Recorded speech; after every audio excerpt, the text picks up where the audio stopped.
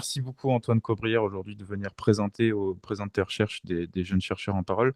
Donc aujourd'hui, ce que tu vas nous présenter, ça va être tout ce qui est autour de l'intelligence artificielle pour la compréhension de la parole. Donc tu vas définir ce qu'est la compréhension de la parole et tu vas faire un peu le tour des techniques, si j'ai bien compris, ce que tu appelles la chaîne de composants et aussi un tour un peu historique des techniques à base de réseaux de neurones qui vont jusqu'au système bout en bout. Euh, Un petit détail en plus, c'est que là aujourd'hui c'est vraiment un but de vulgarisation. Donc tout ce qui va être technique, il y a une petite partie un peu technique orientée pour les informaticiens, parce que c'est de l'informatique, orientée pour les informaticiens, donc à un moment donné dans la présentation. L'idée c'est que je vais pas du tout rentrer dans les détails. Donc ce sera des mots-clés, voilà. Si jamais vous voulez qu'on creuse, on peut discuter pendant des questions, ou même après, il y a mes coordonnées qui sont ici, hein, n'hésitez pas à venir me contacter si jamais vous avez des questions a posteriori, même dans l'enregistrement YouTube du coup. Euh, et donc du coup, ouais, voilà, ces approches-là, je les détaillerai pas du tout, mais on va donner les termes comme ça. Voilà, si vous voulez creuser, vous saurez où partir.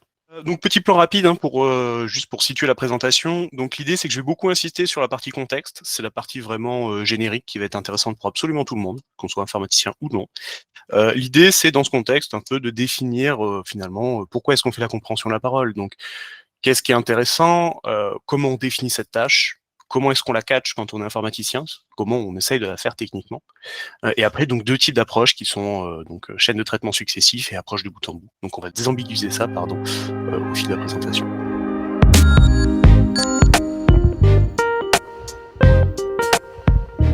Après, donc tous les points derrière, c'est l'application à une tâche en particulier. C'est-à-dire que durant mes travaux de thèse, donc que j'ai terminé en 2021, début 2021, finalement, je me suis appliqué principalement sur une tâche.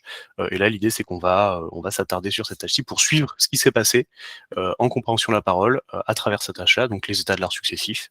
Et on va voir qu'il y a plusieurs gaps qui sont apparus. On va essayer de comprendre pourquoi. Je vais essayer de présenter pourquoi. Donc voilà à peu près la liste des points suivants, ceux sur quoi on va s'attaquer. Sur le contexte, quel va être finalement l'intérêt de la tâche de compréhension de la parole? Finalement, c'est quelque chose qui est assez simple, c'est que la compréhension de la parole va nous permettre une chose, c'est qu'elle va permettre la compréhension du langage naturel et de le faire dans des cadres applicatifs spécifiques. L'intérêt premier, c'est vraiment de faciliter l'interaction humain-machine, c'est-à-dire qu'on va pouvoir parler à une machine, elle va plus ou moins nous comprendre et on va pouvoir faire des choses. On en a des applications du coup qui sont commerciales ou industrielles, et là on peut citer plusieurs exemples qui vont parler tout de suite. Les assistants personnels, Siri, Alexa, Google Home. Voilà, ça on l'utilise presque quotidiennement ou pas, ça dépend des gens, mais globalement on les connaît tous maintenant. On a des tâches de compréhension qui se font derrière les centres d'appels téléphoniques pour faciliter la vie des agents ou améliorer leur productivité. Et on va avoir aussi, par exemple, des tâches qui sont sur des applications spécifiques. Donc là, c'est vraiment une réservation de billets. Je vais citer hôtel, restaurant, billets de vol. Enfin, l'idée, c'est vraiment on appelle un serveur et après, à partir de là, il va nous comprendre si on demande, par exemple, une chambre d'hôtel pour telle date. Il va se débrouiller avec ça. Comment est-ce qu'on définit la compréhension de la parole, du coup, d'une manière générale? Il y a donc c'est une survey de 2007 qui reprend une définition, enfin qui finalement donne une définition qui est super intéressante. C'est que spoken language understanding is the interpretation of things conveyed by a speech signal. L'idée, c'est simplement de dire, voilà, traduction, que c'est une tâche d'interprétation des signes véhiculés par un signal de parole. Qu'est-ce que ça veut dire? Ça veut dire que on va tenter de faire une projection d'informations qui vont être dans une dimension acoustique, vraiment la parole, et de la projeter vers une représentation sémantique. Et là, la représentation sémantique, c'est là où il faut comprendre ce qui se passe derrière, c'est que ça va consister à extraire la sémantique d'un flux de paroles, mais il faut définir la sémantique, du coup. La définition derrière la sémantique, ça va être donc quelque chose qui a été donné par Woods, les travaux de Woods en 1975. Je profite pour dire que tout ce que je mets comme citation ici, à la fin, il y a une bibliographie où tout est cité, il y a les liens vers 100% des papiers, vous pourrez les trouver. J'en profite vu que je commence à en citer. Donc le sens, défini par Woods, c'est que c'est la relation entre les signes ou symboles et ce qu'ils désignent ou signifient.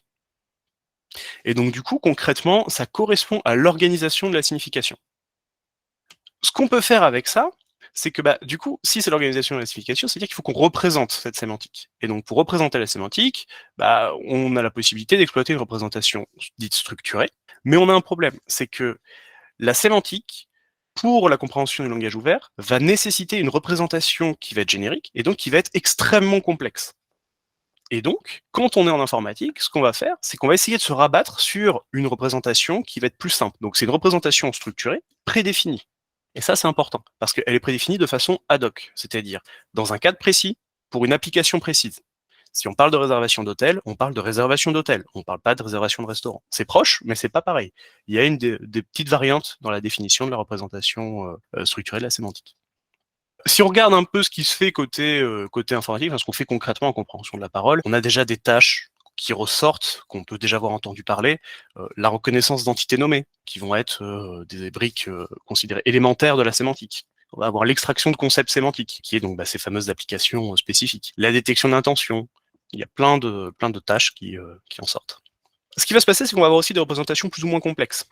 Donc on a des représentations classiques, enfin très anciennes, entre guillemets, donc c'est les représentations logiques à base de faits de règles, donc pour ceux qui connaissent, c'est du prologue, globalement. On va avoir des cadres sémantiques, des graphes sémantiques, des représentations structurées. Je détaille pas, mais voilà, l'idée c'est de pouvoir aller creuser en allant chercher ces mots-clés derrière pour comprendre un peu ce que c'est exactement. Nous on va s'attacher à une seule représentation particulière, et on la verra un peu plus tard. Ça veut dire, avec ces représentations plus ou moins complexes, qu'on peut faire une chose, c'est qu'on peut voir la tâche de compréhension de la parole comme deux sous-tâches, finalement. C'est première tâche, segmentation en séquence de mots support. Ça, qu'est-ce que ça veut dire? Si on prend un exemple serait cette phrase-ci, donc le sculpteur César est mort à Paris, hier à Paris, etc.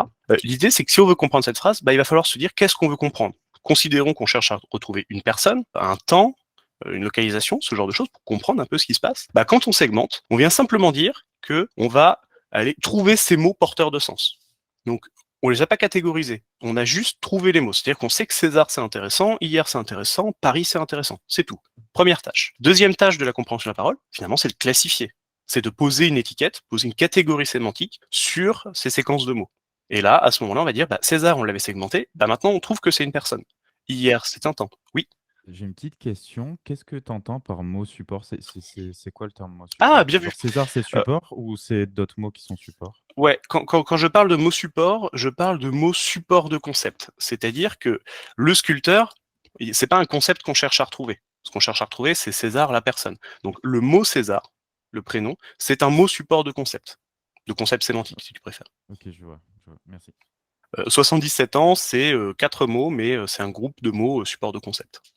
Donc de concept, quantité. En fait, c'est tous les mots qui ne sont pas des entités, les mots support du coup? Tous les mots qui ne sont pas des entités? En fait, les mots support de concept, c'est vraiment les mots qui sont porteurs de la sémantique qu'on cherche à retrouver. Donc, si ici on a défini qu'on cherchait personne, temps et localisation, dans cette phrase-ci, ce qui va être mot support de ces concepts, ça va être le prénom, ça va être l'information temporelle hier, et ça va être aussi une ville, par exemple. Ok. Il y avait une autre question. Oui, alors c'était moi-même, parce que j'étais en train de me dire, techniquement, sculpteur est aussi mot support de concept. Tout à fait, ça dépend. C'est juste un concept auquel on s'intéresse dans ce travail-ci, mais c'en est quand même un. Et du coup, vous avez répondu juste avant, du coup, tout va bien, merci. Mais effectivement, comme la tâche de compréhension dépend nécessairement de la définition qu'on donne de la sémantique, de la représentation qu'on cherche à retrouver, effectivement, là, c'est un choix au moment de la représentation de la sémantique. Est-ce que sculpteur fait partie ou pas? Ça dépend des tâches. Mais effectivement, il pourrait être mot support de concept. Ce que je voulais ajouter, du coup, c'est que grâce à ce split en deux tâches, de segmentation et de classification, ça veut dire qu'on a une prise en charge qui peut se faire par des méthodes d'apprentissage supervisées, donc le classique qu'il y a, machine learning, deep learning, etc. Et finalement, ça veut dire qu'on peut le prendre en charge en tant qu'informaticien. Ce qui se passe, c'est que initialement, donc au début des travaux, parce que c'est pas récent comme travaux, la tâche de compréhension, ça a quand même quelques années, plusieurs dizaines d'années même, c'est que la projection immédiate de la dimension acoustique vers une représentation sémantique structurée, c'était considéré comme trop complexe. Donc, ce qui s'est passé pendant des années, c'est qu'on faisait ce qu'on appelle une chaîne de composants, une chaîne de traitements successifs. L'idée derrière la chaîne de composants, elle est très simple. Elle consiste à dire, on sait faire de la reconnaissance de la parole. Dans ce cas, on prend la parole et on la représente sous forme symbolique. On essaie de faire la transcription automatique, finalement. Et on sait quand même faire un peu de compréhension du langage sur du texte. On applique ces approches sur la représentation symbolique intermédiaire, donc sur la transcription automatique. Et à partir de là, on fait deux composants, à minima deux composants. Il peut y avoir du post-traitement, pré-traitement, etc. en plus. Ce qui va se passer, c'est que hop, on saute de tâche en tâche et on arrive à faire une représentation, retrouver nos informations de la représentation sémantique prédéfinie qu'on a choisie. Le problème, c'est qu'il y a quand même des inconvénients, et ça a été plus ou moins surmonté après, c'est qu'il y a nécessairement, au fil de chacun des composants, une transmission des erreurs. C'est-à-dire que la parole, si jamais on se plante pendant la reco de la parole, bah on a la représentation symbolique qui est bruitée, il y a des erreurs. Et donc, le composant de compréhension du langage, il doit se débrouiller avec une entrée qui est bruitée.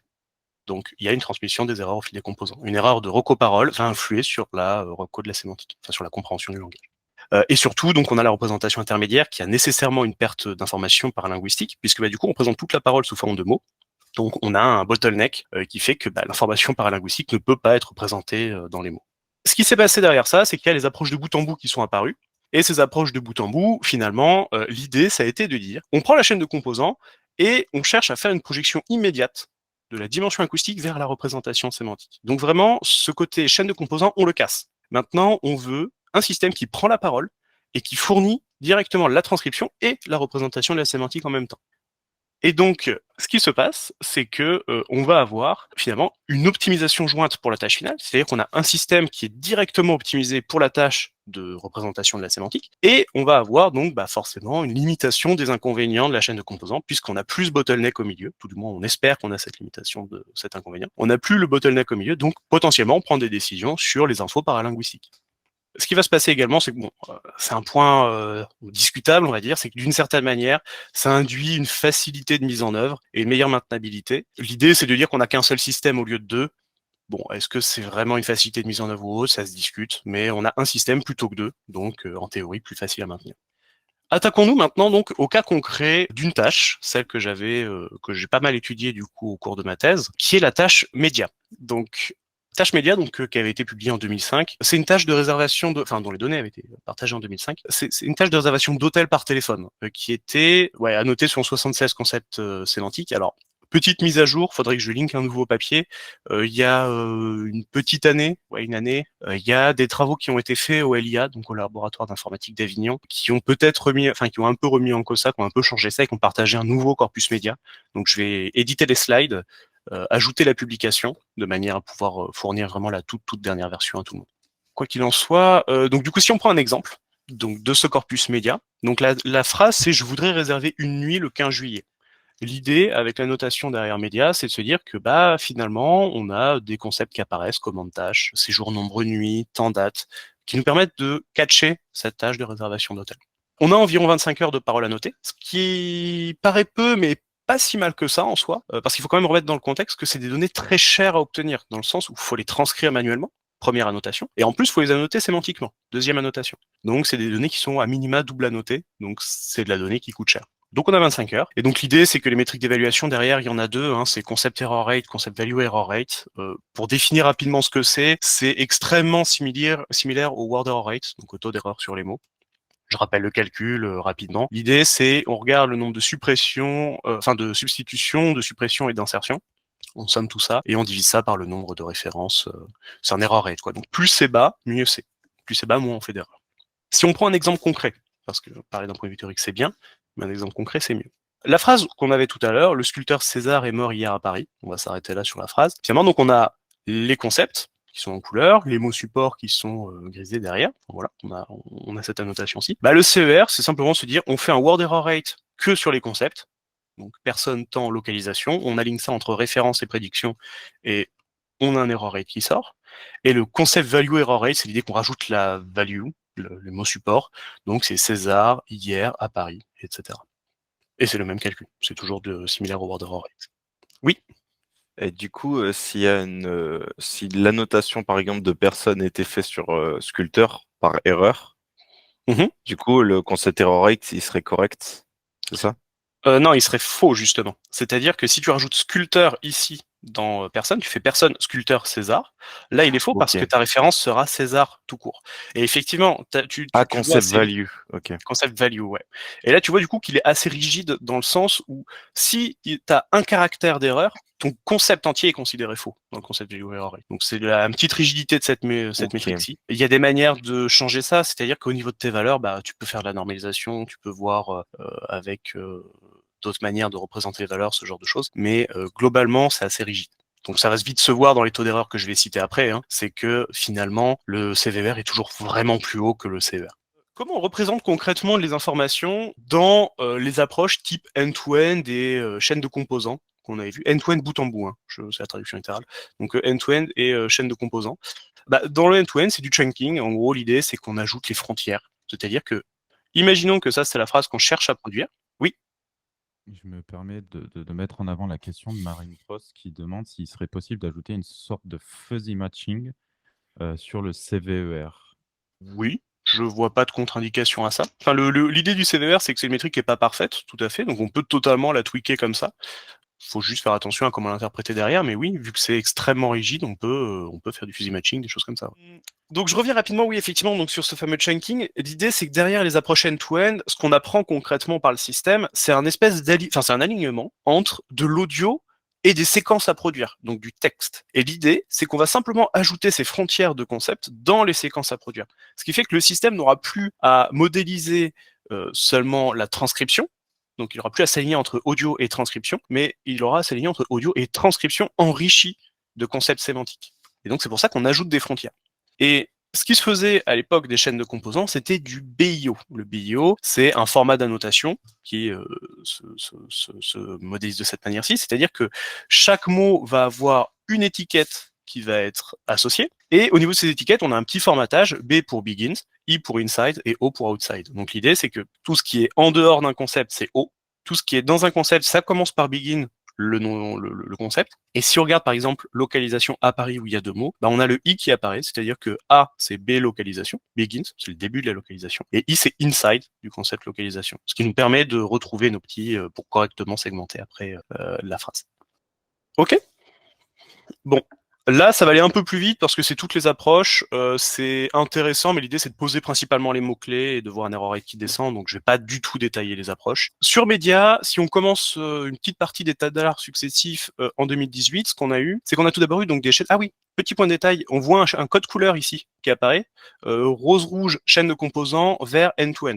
Donc ça va se retrouver dans les titres ici, on va pouvoir identifier assez vite si c'est end-to-end ou pas. L'idée, c'est que, donc du coup, première approche, c'était un HMM-DNN couplé à un CRF, donc chaîne de composants. HMM-DNN, c'est des modèles de Markov cachés et combinés donc à un réseau de neurones, un Deep Neural Network. L'idée derrière ce système-là, en fait, ce qu'il faut comprendre, c'est que c'est un système ASR. C'est de la reconnaissance de la parole. C'est un système ancienne génération, entre guillemets, dans le sens où, contrairement aux approches end-to-end, il apprend différemment, enfin, il modélise différemment la probabilité pour, effectuer la tâche de compréhension de la parole. Je rentre pas dans les détails, mais voilà, c'est une approche ASR. Elle a été apprise avec environ 250 heures de parole dans ce papier-ci, donc manuellement transcrite, et elle est complétée donc avec le CRF, un Conditional Random Fields, qui est entraîné sur Média, et lui, en gros, c'est l'approche NLU, c'est l'approche qui est là chargée de faire la compréhension de la parole, et en gros, l'idée, c'est que c'est une approche qui va calculer la probabilité donc d'une séquence d'étiquettes, BIO, à partir d'une séquence d'observation, donc les mots, quoi. Et ce que je voulais simplement placer comme étendard initial, c'est simplement dire que voilà, on a un score qui apparaît, qui commence à apparaître. C'est initialement, dans les travaux de Simonet en 2018, cette combinaison de systèmes, qui était l'état de l'art, obtenait un score de 20,2 et 25,3. Voilà, ça c'est pour placer le point de départ. Dans ces mêmes travaux, donc il avait comparé l'approche NLU type classique, CRF, à une approche neuronale. Un CRF, c'est pas du neuronal, c'est une approche précédente. Et l'idée, c'est qu'il l'a comparé à une approche neuronale. Bon, voilà, il a mis un neural SLU, donc truc neuronal, où c'était un encodeur-décodeur avec attention. Lui a été naturellement entraîné sur Média également. Et en termes de score, il était proche. Donc, ce qu'on pouvait plus ou moins déduire de ces études-là, c'était que le neuronal qui était en train d'apparaître fortement côté compréhension de la parole fonctionnait effectivement bien. On peut aller plus loin, mais voilà, je simplifie fortement l'étude. Voilà, donc point de départ, voilà, si on se garde sur le CVR, voilà, on a un CVR de 20,2 dans les deux cas, c'est notre point de départ. Derrière, on a les premières approches end-to-end qui apparaissent, donc Gannet en 2018 et du coup moi en 2019 aussi. Ce qui s'est passé, c'est que on avait des approches ASR basées sur les fonctions de coût CTC. Connectionist Temporal Classification, c'est une fonction de coût d'un système neuronal qui nous permet de faire de la reconnaissance de la parole de manière end-to-end, donc contrairement aux anciennes approches que je citais juste avant, et qui par extension ensuite a fait de la compréhension de la parole end-to-end. Et je mets un petit lien vers DeepSpeech 2 parce que c'est le système qu'on avait utilisé. Dans ces deux études-là, on avait utilisé DeepSpeech 2. Donc si jamais vous voulez aller voir ce système-là, il y a le lien GitHub juste là. Comme je disais, c'est qu'il apprend un alignement entre audio et transcription enrichi des concepts sémantiques. Et ce qu'on avait fait, c'est qu'on avait mis en place le Curriculum Based Transfer Learning. Donc ça, c'est pareil, c'est un petit mot-clé. C'est histoire de dire que on cherchait à pallier le manque de données. parce que 25 heures, c'est court quand même pour apprendre un système neuronal entier. Donc, on cherchait à pallier le manque de données, et l'idée, c'est qu'on faisait plusieurs transferts d'apprentissage successifs, et eux, on les organisait. On les faisait du plus simple au plus complexe. Concrètement, ça se traduisait par, tout d'abord, faire de la reconnaissance de la parole. On fait du transfert d'apprentissage, donc on garde les poids du paramètre, on garde les poids du modèle, on change les données d'entrée, etc. Et on fait une tâche de reconnaissance d'entités nommées. Ça, c'est un petit trick qu'on avait trouvé, parce que la définition des entités nommées fait que par nature, on pouvait le considérer comme plus simple que les concepts sémantiques. Entités nommées, c'est des briques élémentaires de l'information, tandis que le concept sémantique, c'est lié à une tâche précise. Et donc du coup, troisième étape, extraction de concepts sémantiques avec les heures qu'on avait. Et donc, on avait aussi rajouté porte média, c'était un petit corpus en plus qui est proche de média. Bon voilà, je rentre peu dans les détails. Score qui était tombé, 16,4, ce qui est quand même vachement mieux que 20,2. Donc voilà, on avait amélioré les perfs, on était content, mais on l'avait naturellement comparé à la même chose, mais en chaîne de composants. Et donc, ce qu'on avait fait, c'est qu'on avait repris l'ASR, donc Deep Speech 2, et on avait rajouté un CRF qui, en réalité, était celui issu de l'étude de Simonet. Et donc, chaîne de composants composée d'un ASR nouvelle génération, donc c'est pas basé sur la fonction de QCTC, du CRF, on se retrouvait avec une amélioration de la qualité des transcriptions de la parole qui était suffisamment forte pour permettre de fortement descendre aussi les performances le taux d'erreur de cette approche en chaîne de composants. Voilà, je vais pas détailler plus, on pourra détailler plus sur les questions si jamais. 2021, donc des nouvelles approches qui apparaissent. Donc on a les travaux de Péloin en 2021, donc qui sont passés sur une modification complète de l'architecture end-to-end. Donc contrairement à ce qu'on avait, c'est pas du Speech 2, c'est un autre type de système. L'idée, c'est que c'était un encodeur-décodeur comme système, et il y a eu un mécanisme d'attention qui a été ajouté. Et donc, contrairement à ce qu'on avait fait en 2019, de son côté, ils n'ont pas exploité les entités nommées. Ils sont passés sur la reco-parole, ensuite ils ont fait un transfert d'apprentissage, concept sémantique directement, aussi avec porte média, et ils avaient observé aussi une forte réduction. Donc l'idée, c'est que là, on a deux plateaux qui se sont dessinés avant, et là, on a encore une chute qui apparaît. Oui. Il demandait si ton bloc NLU était un bloc pré-entraîné, du type language modeling ou autre chose. Quel bloc NLU quelle approche? Celle de Péloin ou celle précédente ici? Celle de ton papier, il dit. Celle de mon papier. Donc mon papier, celui-ci. Il n'y a pas de bloc NLU à proprement parler, dans le sens où c'est du end-to-end. Le titre est en vert, c'est du end-to-end. Donc on a un système DISPICH 2 qui est entraîné par transfert. Donc on a tout d'abord, il est initialisé en fait, aléatoirement. On apprend une tâche de reco-parole, et par-dessus, on garde tous les poids des paramètres, et on apprend des entités nommées, on garde à nouveau tous les poids des paramètres, et enfin, on apprend avec des concepts sémantiques. Donc, il n'est pas initialisé avec du modèle de langue ou des trucs comme ça. C'est vraiment un système qui est fine-tune au fur et à mesure, allant d'ASR jusqu'à concept sémantique. Donc là, il Donc, demande ton approche ASR-CTC plus NLU. Donc, j'imagine celle qui est en dessous, ASR-CTC/CRF. Donc, celle-ci, au cas où, l'ASR, en réalité, c'est celui qui est issu de l'étape 1 de l'approche end-to-end, donc ok, voilà. Et le bloc NLU en particulier sur lequel il va insister, c'est celui qui est issu de Simonet. Donc en fait, c'est un CRF, c'est pas, il n'y a pas de notion de modèle de langue ou quoi que ce soit, c'est une autre manière de représenter l'info. Donc ça extrait des features qu'il faut plus ou moins décrire, donc des lemmes, des SEM, des part of speech, des choses comme ça. Et le système va apprendre des dépendances par rapport à ça. Mais effectivement, il n'est pas du tout initialisé. C'est un système appris entre guillemets from scratch, spécifiquement pour cette tâche-là. Mais j'ai justement l'approche qui va intéresser Sylvain qui est en train d'arriver. C'est Wave2Vec Camembert. Ça, c'est les dernières approches, celle qui a un peu plus ou moins surperformé le reste. Là, ça va intéresser Sylvain fortement, simplement parce que effectivement, là, il y a la notion de modèle de langue, préentraîné, etc. C'est-à-dire que il y a eu si je dis pas de bêtises, 2019, je crois, le SSL qui est arrivé. Donc le SSL, c'est le Self-Supervised Learning. Et l'idée, c'est qu'on apprend on apprend des systèmes avec énormément de données, mais qui ne sont pas annotées. Voilà, on prend de l'audio pur et le système découvre plus ou moins tout seul des unités de la parole. Et pareil pour le côté langage avec les modèles de langue. Ce qui s'est passé, c'est qu'on s'est dit, on va faire une chaîne de composants avec tout d'abord un système appris par SSL pour la parole, un ASR. C'était Wave2Vec 2, plus particulièrement donc le benchmark 3K qui est ici, donc il y a le lien, vous pourrez aller checker. Et donc il était fine-tuné, ici précision, fine-tuné sur Common Voice puis sur Media. Et celui-ci, donc il a fourni des transcriptions automatiques qui étaient fournies à un modèle BERT, et plus précisément un modèle en français quand même, puisque Media c'est du français, donc le modèle Camembert, qui lui a été fine-tuné pour le coup sur Media. Donc c'est là où on voit apparaître ces fameux modèles de langue préentraînés qui permettent d'initialiser les apprentissages entre guillemets. C'est à ce moment-là, donc, quand dans ces travaux-ci, il y a eu la combinaison de deux modèles appris par Self-Supervised Learning. Et ça nous a permis de vraiment performer dans le sens où on est tombé à 11,2 de concept error rate et 17,2 de concept value error rate. Si on veut parler plus concrètement de ce qui se passe dans les architectures, ce genre de choses, autant en parler après. On va pas perdre trop de temps maintenant, mais voilà, il y a à peu près tous les mots-clés qui ont permis les différentes étapes successives d'amélioration de l'état de l'art. Et là, je propose un petit résumé. Donc, petit graphique, où en fait, on voit très clairement plusieurs plateaux. Un premier plateau, c'est 2018 entre guillemets, alors même avant, c'est la période que j'ai appelée entre guillemets pré-CTC, c'est-à-dire c'est le pré-Connectionist Temporal Classification, c'est l'époque des chaînes de composants HMMDNN plus quelque chose, et on était autour des 20. Je me concentre que sur le CER. On a la même tendance sur le CVR, donc je me concentre que sur le CER. Il y a eu période CTC, 2018-2019, donc CTC seul, où on observe un deuxième plateau qui est apparu, et il y a en 2021 l'encodeur-décodeur avec attention, donc qui est un système appris donc toujours avec le CTC, mais il y a un mécanisme d'attention qui est ajouté.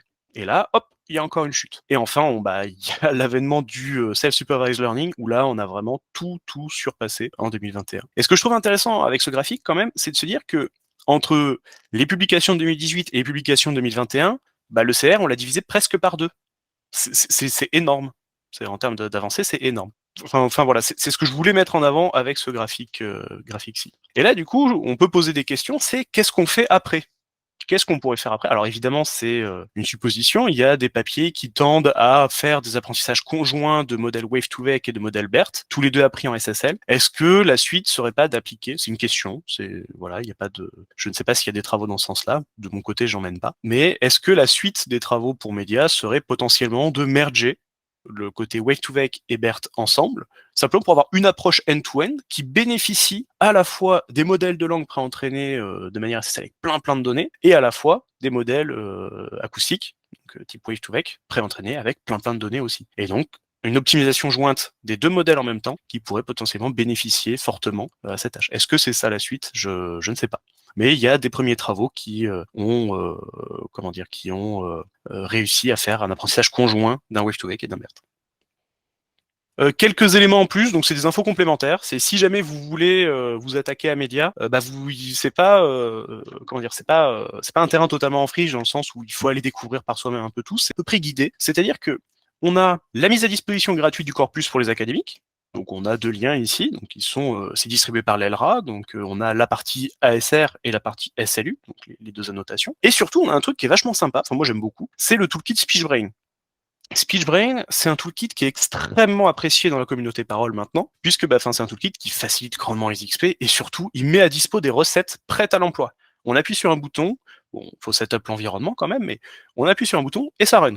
Et l'idée, c'est que donc très récemment, c'est il y a 2 semaines, je crois, il y a une recette qui a enfin été release pour Média, donc ça fait quelques temps qu'elle a été dans les tuyaux, mais elle a enfin été release pour Média, elle est totalement publique et accessible sur SpeechBrain, et nous permet de faire tourner la partie recoparole ou la partie SLU pour Média. Et elle a été mise à disposition, du coup, il y a peu de temps. Donc si vous voulez partir sur Média, faire des XP, jouer un peu avec, si vous êtes académique, donnée gratuite, et en plus recette SpeechBrain à dispo.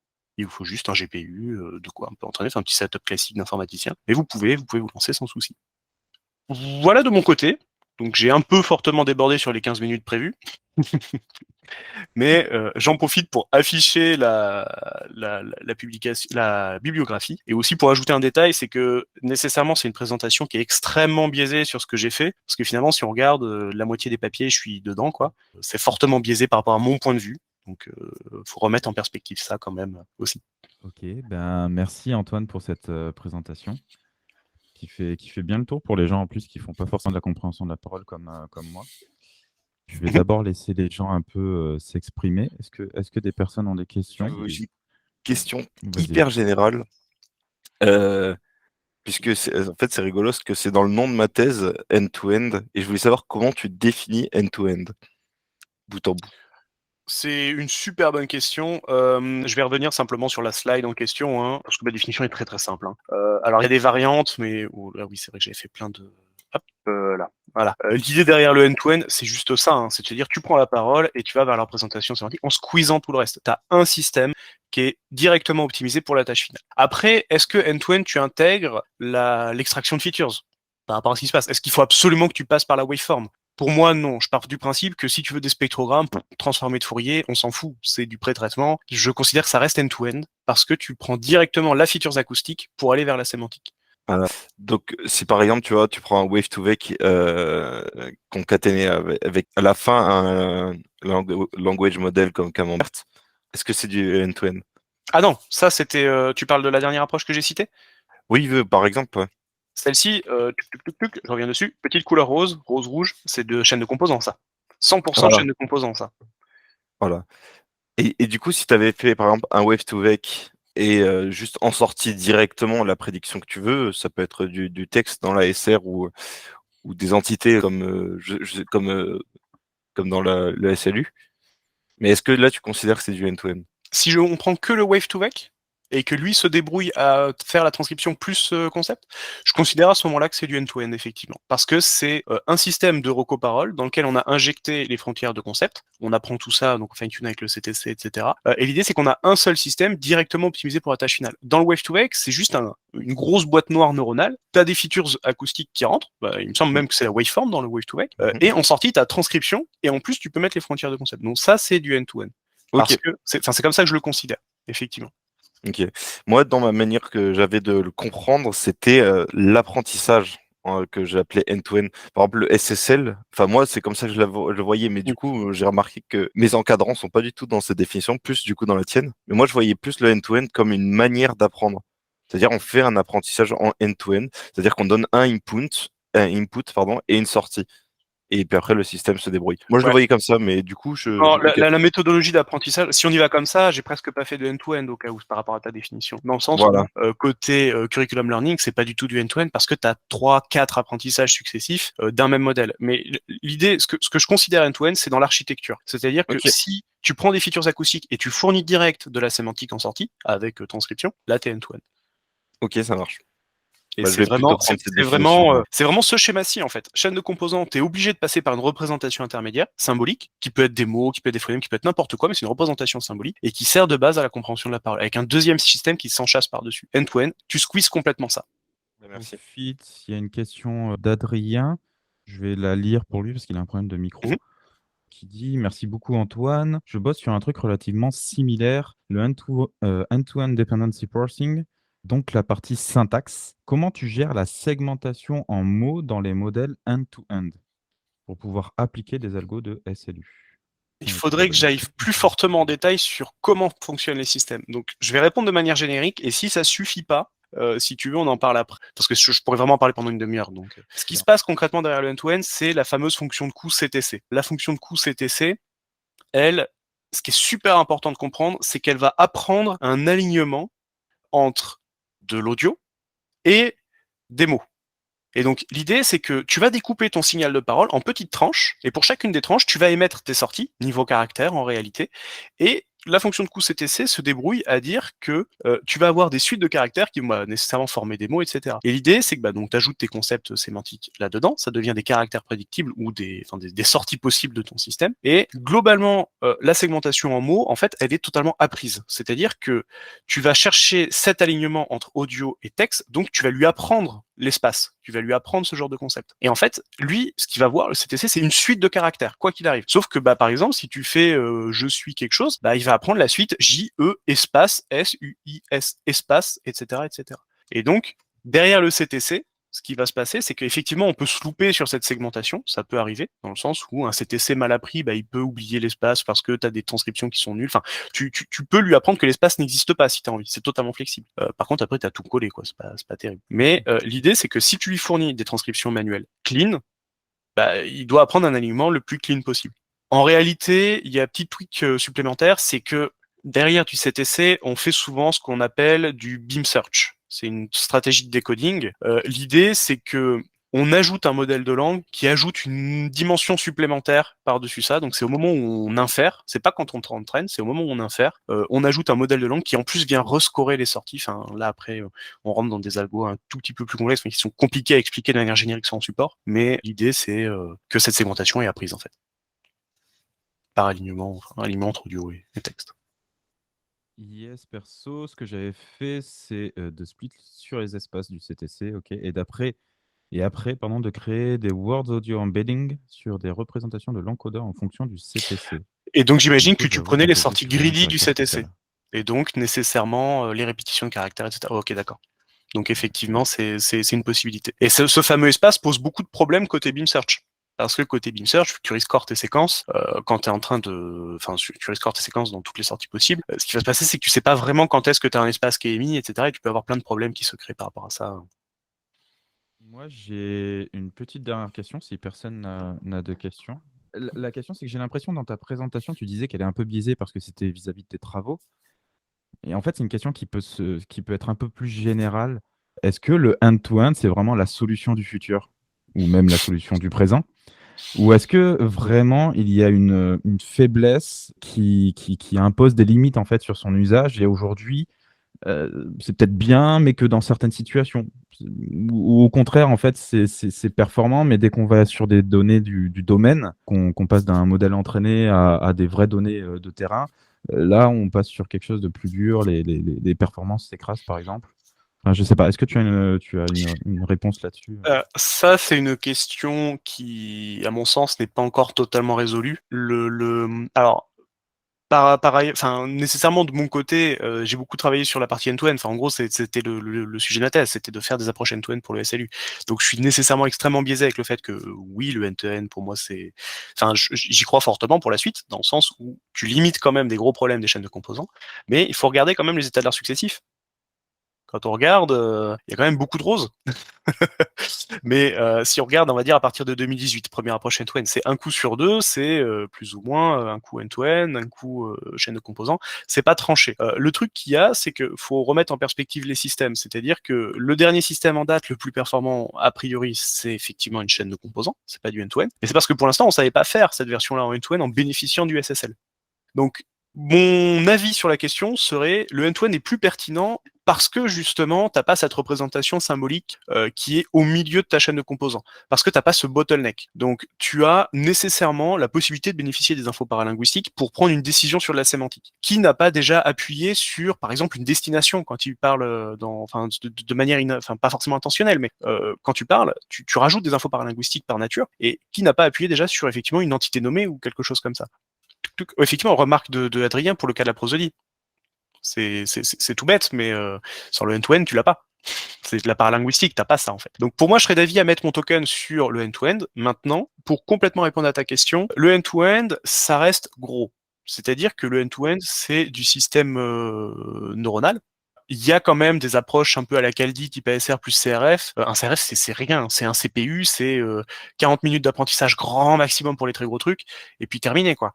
Donc la question, c'est à quel point on veut performer. Est-ce qu'on veut absolument surperformer et à mettre des gros systèmes en place avec du gros SSL, des choses comme ça, ou des fois plus simple égale mieux parce que déployé plus facilement et d'un point de vue ingénierie plus, enfin d'un point de vue comment dire, tu peux faire de l'embarquer, des choses comme ça. Enfin, tu peux aller sur ce genre de terrain avec des approches plus simples, on va dire. Donc la question, c'est un choix à faire. Mais pour la performance pure, j'irai vers end-to-end. Par contre, remarque de Marine. Oui, alors je voulais un petit peu peut-être apporter un autre point de vue là-dessus. Alors moi, je suis pas en reconnaissance de la parole, je suis en synthèse vocale. Donc c'est encore un petit peu différent, mais on utilise aussi, évidemment, du deep learning, des choses comme ça. Le problème du end-to-end, c'est que c'est le manque de... En fait, c'est une boîte noire. Ah oui. On met nos données d'entrée et on récupère à la fin. Et ce qui se passe au milieu, si ça ne nous convient pas, notre seule solution, c'est de réentraîner. C'est de retravailler sur nos données, mais on n'a pas la même mise sur ce qui se passe réellement. Ce que l'on a dans d'autres systèmes. Donc c'est très bien, ça a fait des très beaux résultats qui sont souvent, alors de plus en plus aujourd'hui, mieux que ce que l'on sait faire à la main, mais on perd cette capacité de modification. Tout à fait, excellente remarque. Effectivement, enfin, je vais même aller plus loin. Je vais pas dire que c'est le end-to-end, mais je vais dire que c'est le deep learning tout court. C'est tout ce qui est réseau de neurones. C'est nécessairement de la boîte noire, mais il y a, alors, mais c'est pas forcément pour fortement le défendre ou autre. Il y a de plus en plus d'initiatives d'explainable AI. Enfin, vraiment l'idée d'expliquer ce qui se passe dans ces boîtes noires, d'essayer de comprendre quelles sont les frontières de décision, ce genre de choses. Ça crée des challenges au final, parce que ça crée le challenge de comment expliquer ces gros systèmes end-to-end, comment est-ce qu'ils modélisent son information. Et c'est vrai que là-dessus, tu as totalement raison quand tu dis que des approches plus simples, type CRF, bah, ça nous permet dans un CRF, on explicite les features qu'on va regarder. Donc, du coup, on sait sur quoi il prend sa décision. Et dans du end-to-end, effectivement, je suis incapable de dire sur quoi, dans le système qui a été fait là en 2018-2019, le CTC avec Curriculum, je suis incapable de dire comment est-ce que l'information est réellement modélisée dedans. Si ce n'est que, bah, on avait fait quelques analyses sur le système et effectivement, l'information sémantique est plus proche des couches hautes du système que des couches basses. Mais ça paraît logique parce que vu que les données d'entrée c'est de l'audio et en sortie c'est de la sémantique, bah, en gros il y a une espèce de transition entre audio vers sémantique, mais c'est tout. C'est totalement une boîte noire qu'on ne comprend pas vraiment. Il faudrait faire beaucoup d'XP pour aller expliquer ce qui se passe dedans et comprendre les frontières de décision.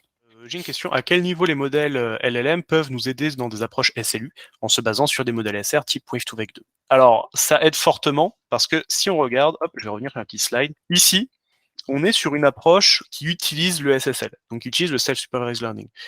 L'idée derrière ces modèles, c'est l'apprentissage SSL, donc beaucoup de données, pas à noter, on découvre, etc.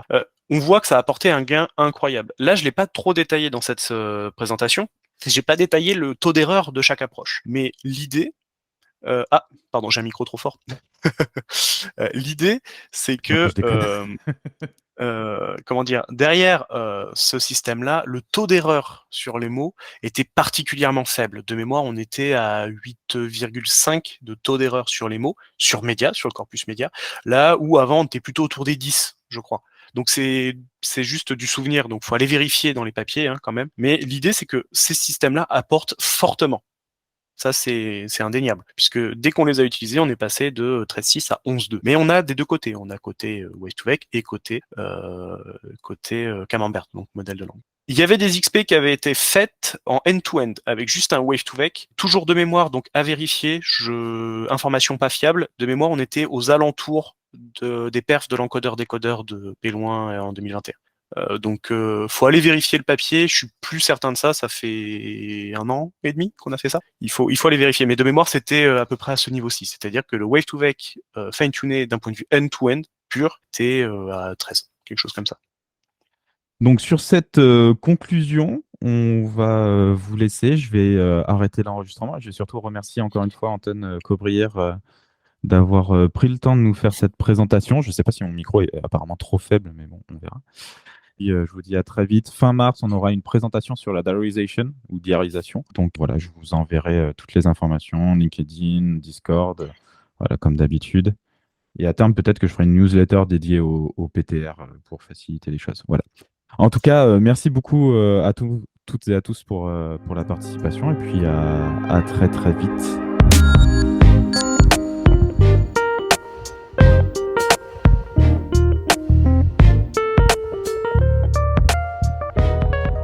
Attends.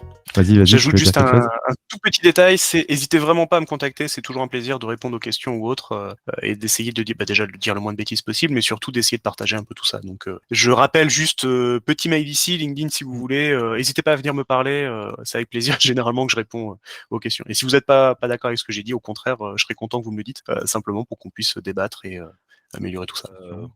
Ouais, pourquoi pas. J'ai une première remarque déjà. À quel moment tu félicites SpeechBrain, cet outil des enfers? C'est très bien, alors, SpeechBrain. Je rigole. C'est très bien. Je vais pas te laisser dire ça. C'est très bien. C'est juste que je suis un très mauvais informaticien.